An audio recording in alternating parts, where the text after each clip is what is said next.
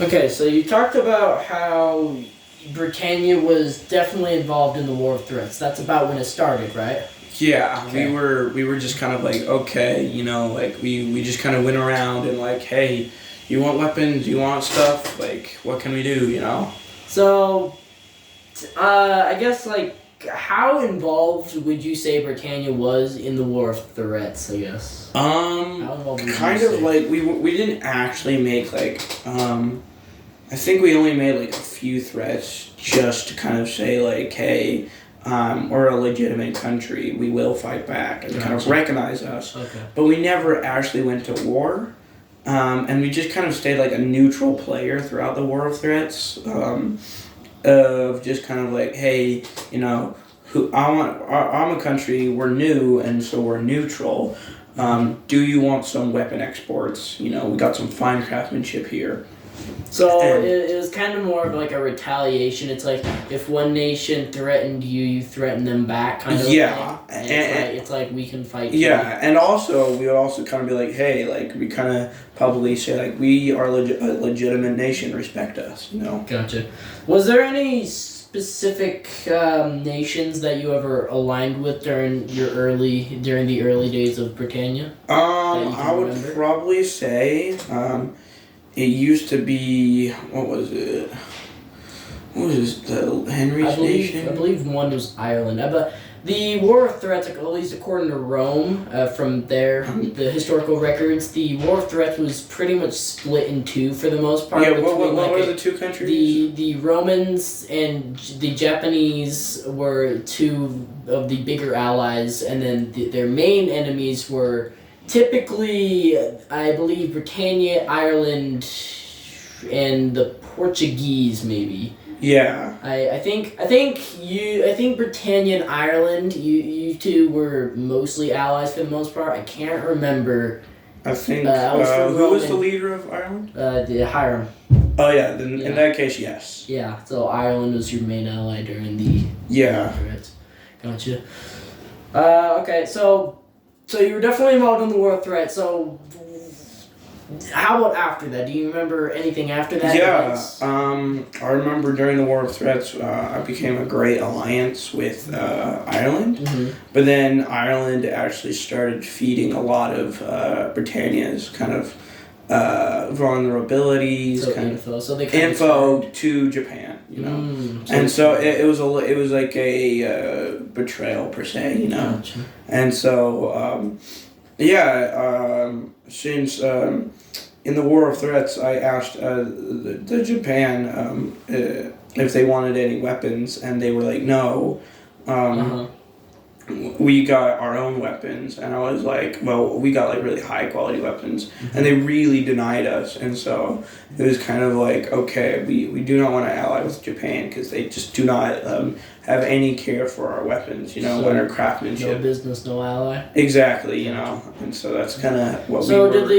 did the betrayal of Ireland ever lead to anything bigger than just the denial of of an ally? Exports? I'll probably say, yeah, for sure. It almost, I think by then, by the end of the war, Ireland was already like looking to form with Japan or become a colony or something like that. I'm not 100% sure. Yeah. But, and so it kind of became I don't like Japan anymore because they know my info and I want to kind of like have a war against them. Yeah. But I didn't have any allies. It was just kind of me versus Japan, like Britannia versus Japan. So what was your relationship with Rome at the time, or any other nations? Just kind of passively neutral. But as things started to go along, I did make a great alliance with Rome. Gotcha.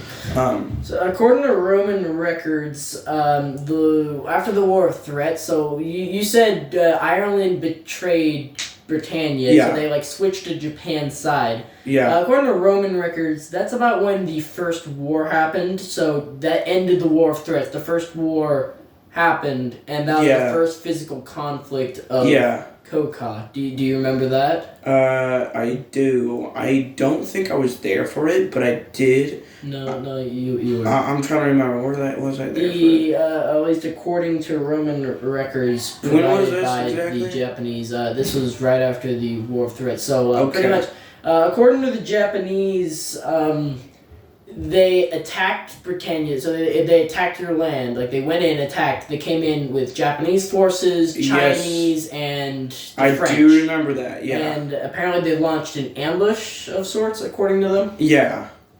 They launched an ambush on our capital, and luckily, through our honest, it was kind of a quick militia that had to be formed because we were kind of saying that we were a neutral country, and so the sudden attack was very surprising, and so we formed a very small militia per se, and with our first shields then being made, and our honestly, I'm just gonna say superior craftsmanship.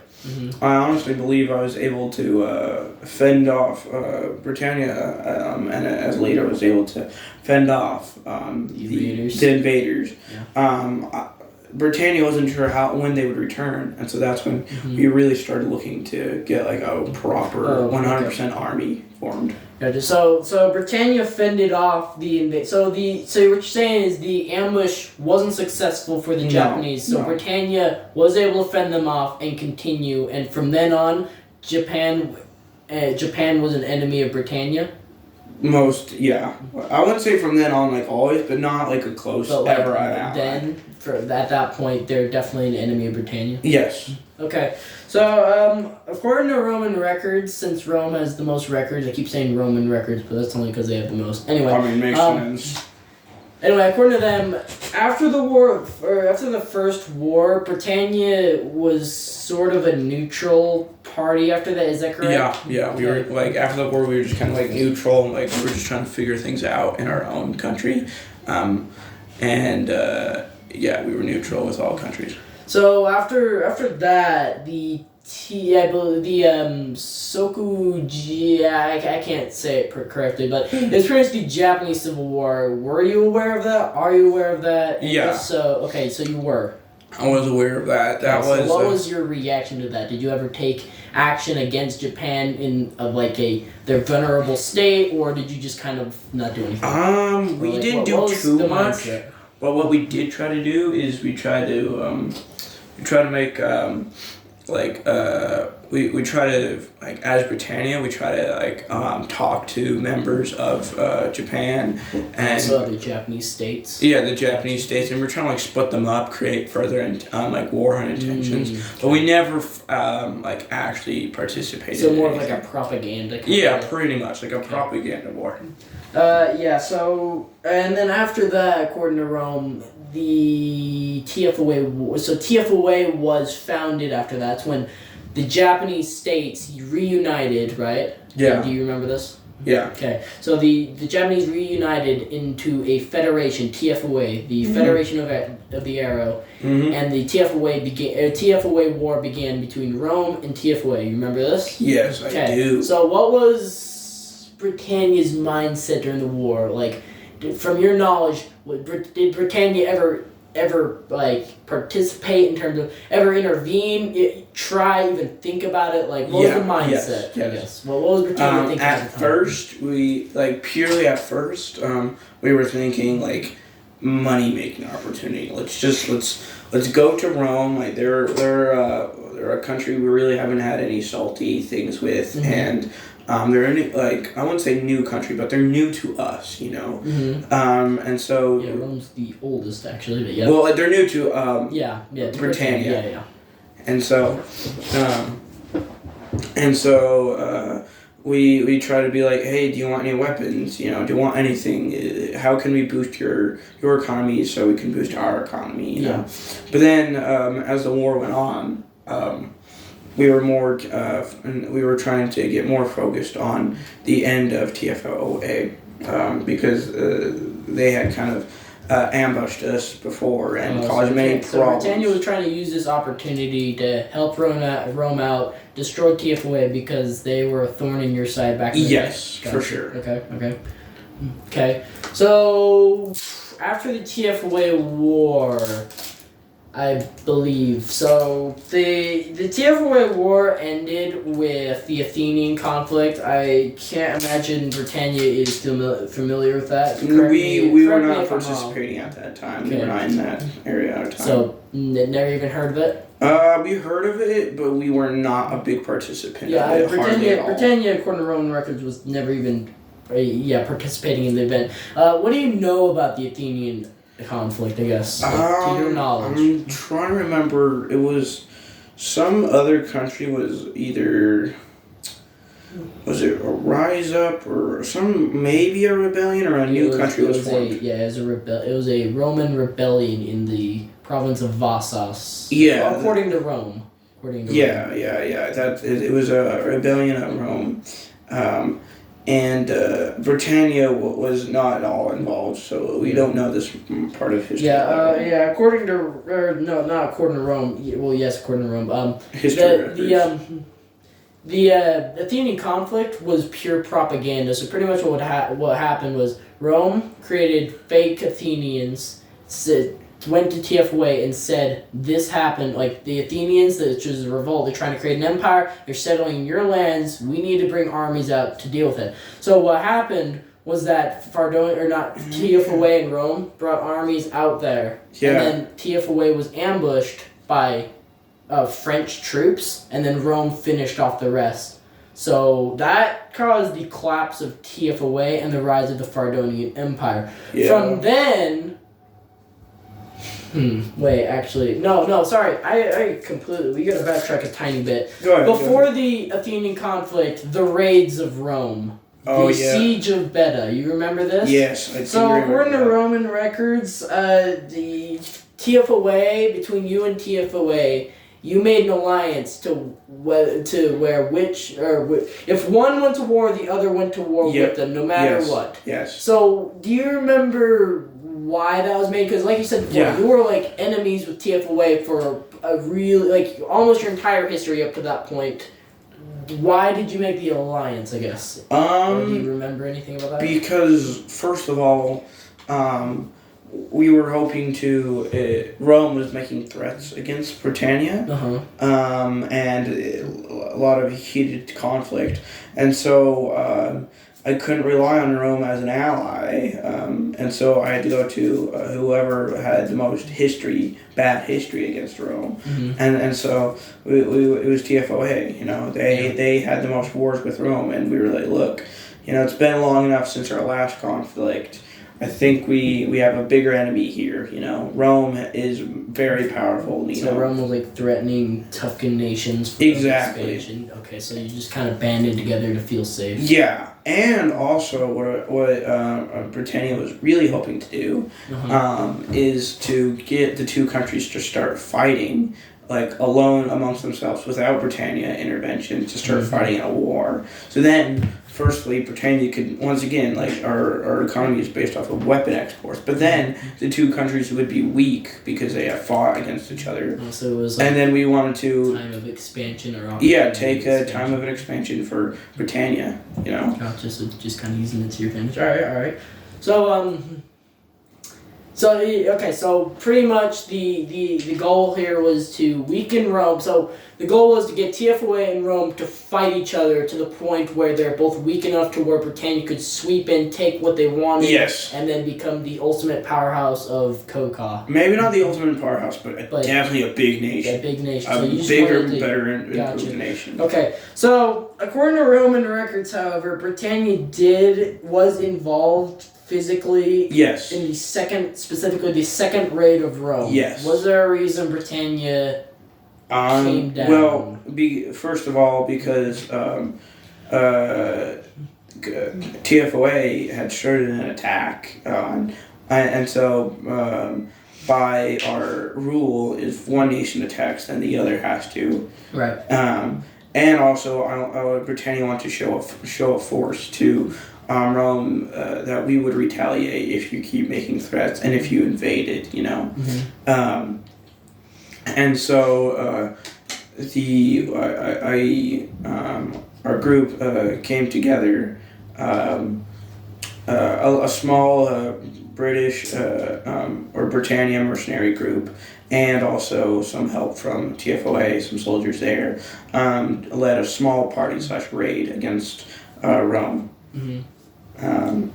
And so, yeah, that's how it worked. Okay, so just kind of went down to support, just keep the alliance going. Yes, to kind of solidify support against Rome, and to also like really solidify the unwanted TFOA people in that raid, not just Britannia raiders, but in that raid to really solidify the want for war with TFA and Rome. Okay, so also according to Rome, it was a defeat. Both raids were a Tufkin defeat, and Rome was victorious after both. So according to Roman records, correct me if I'm wrong, but according to Rome, that alliance that we've been talking about, that ended right after the raids of Rome. Is that correct, or continued? Yes. Okay. There was no use for TFOA anymore. They served no purpose. Oh, so this whole alliance was a plan of Britannia the entire time, just to gain power.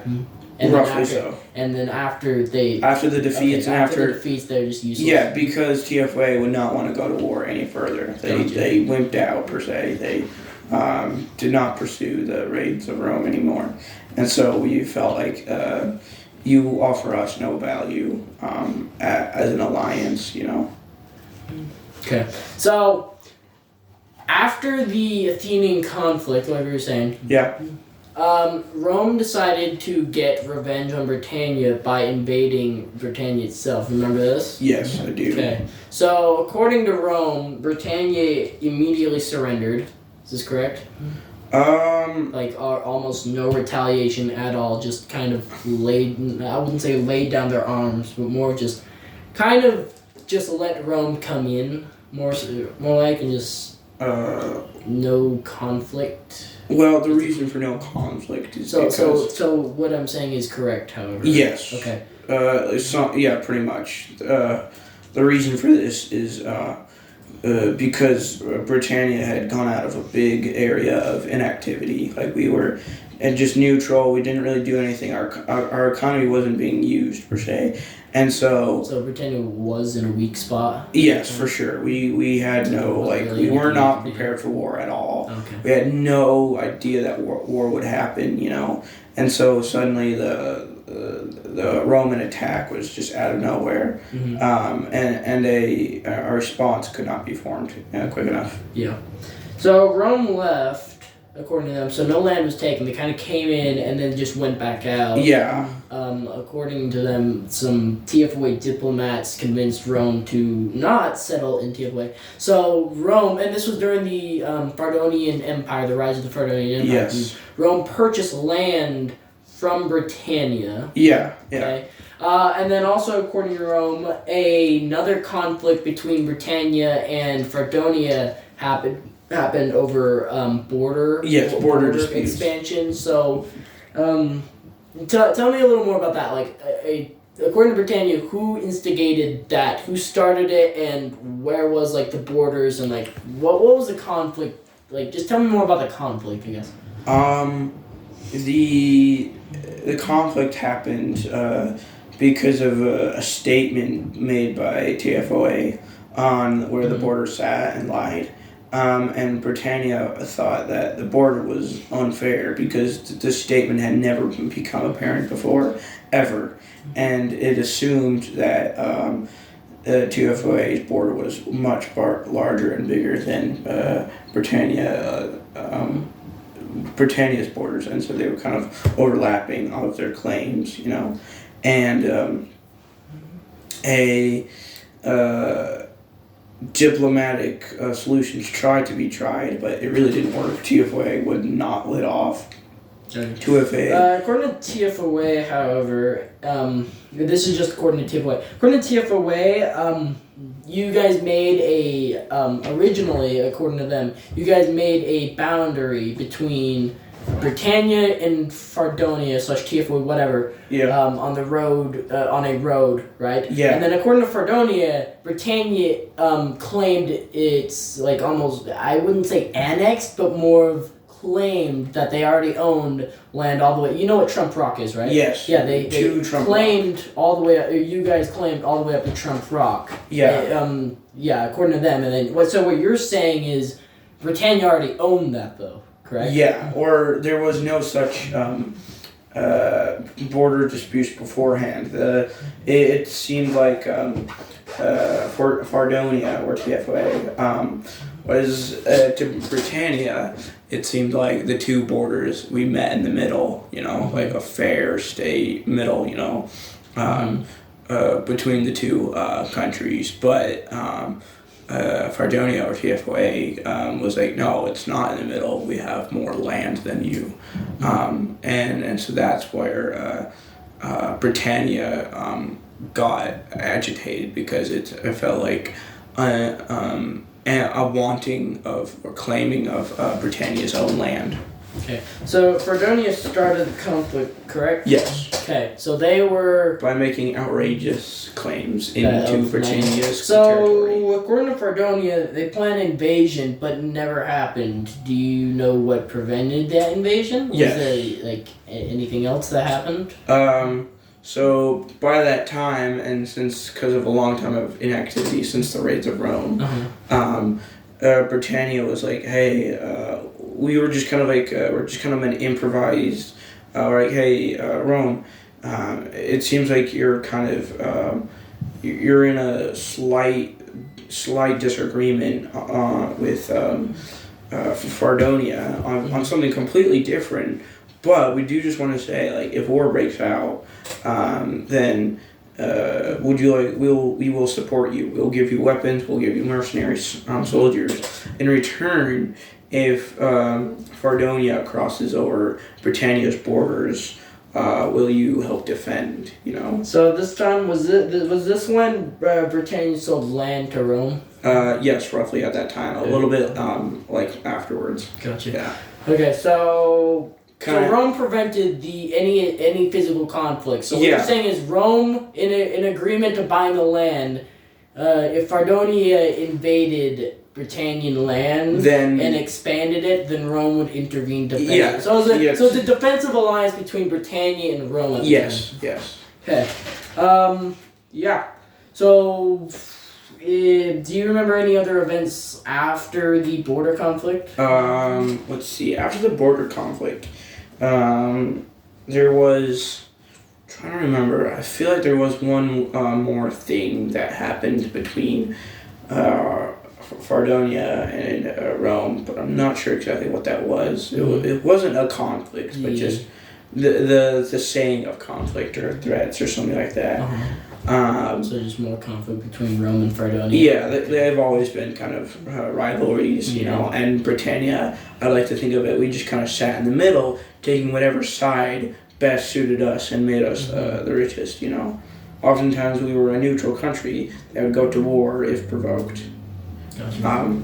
So after that, Britannia just kind of stayed out of conflicts? Out of conflicts, because we were like, hey, if you need, we had our per se our markets open to exports and imports, So Britannia still exists. Correct? We still existed and we were still around, but we were open for wars to happen, but no real wars ever happened. And after that conflict, no real reason for just kind of faded almost. Yeah. So tensions between Rome and Fardonia just kind of sizzled. Britannia remains, but also just inactive, and Rome kind of stayed in the valley. Correct? Exactly. There was no real conflict, or there was small talk of Rome expansion, and so Britannia was beginning defensive weaponry, soldiers forming an army.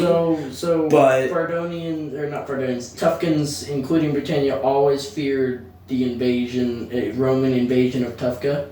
Near the end, after the border dispute, yes, like a little bit afterwards. Was there any other time where you feared invasion by Rome or anyone else? Let's Afterward, see. just any other time? From Britannia's perspective, not really, because we had just said that like what we had done is we would either go between back and forth of either Rome or TFOA or Fardonia. And so we would just go back and forth.